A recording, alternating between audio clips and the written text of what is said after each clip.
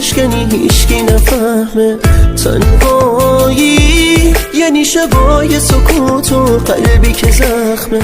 تنهایی یعنی قدم بزنی دوباره زیر بارون، خودتی و شب و چشمای گریون. یعنی کنار تو نیست دیگه پیشت هم قدم با اون. تنهایی یعنی که چشمای خیس و عشق رو حالش. تنهایی یعنی یه بغض و دوباره حق و خواهش. تنهایی یعنی برق بزنی همه خاطره ها تو، نیستی که پاک کنه عشق چشاتو. یعنی کنار تو نیست دیگه گوش کنه تک تک حرفاتو.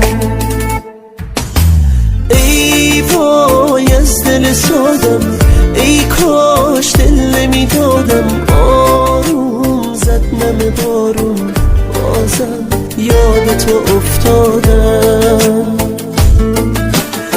ای وای از دل سادم، ای کاش دل نمیدادم. آروم زد نم بارون، بازم یاد تو افتادم.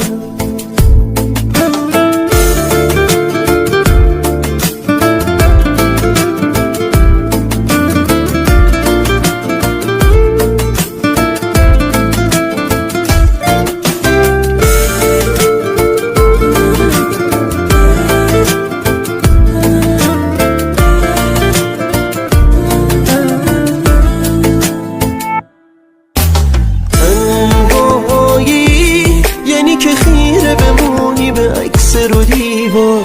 تنهایی یعنی تو باشه با فکرش و چشمای بیدار. تنهایی یعنی که هر شب و هر شب دلشوره داری، توی ساعت خاص بیقراری. یعنی سهم تو خاطره هاشه، آروم